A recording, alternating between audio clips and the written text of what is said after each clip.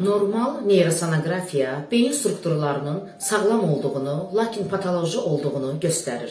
Lakin bu patologiyanın olmadığını da istisna etmir. Bəzən sual verirsiniz ki, doktor, beyin strukturlarında patoloji bir vəziyyət yoxdursa neyrosonoqrafik dəyərləndirmədə nə üçün uşağımda əqli geriləmə vardır? Bunu bir neçə səbəblə aydınlaşdırmaq mümkündür. Neyrosonografiya əgər hər şey normaldırsa, yazırsa, böyük ehtimalla körpədə yeni doğulanda problem olmaması deməkdir.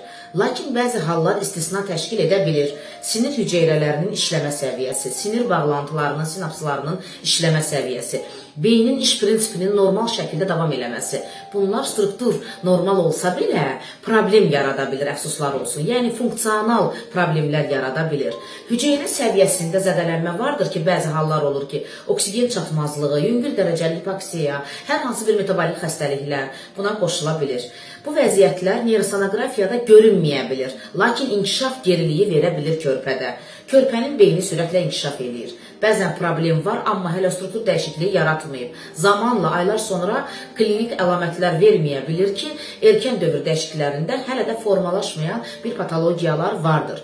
Və yaxud da doğuşdan, hamiləlikdən, hər hansı bir patologiyadan doğan körpənin əqli geriliyi. Məsəl üçün, hamiləlikdə gizli hipoksiyası olub ananın, doğuş travması olub ananın, infeksiyaları olub. Bunlar neyrosonoqrafiyada görünməsə belə sinir sisteminə təsir edə bilir.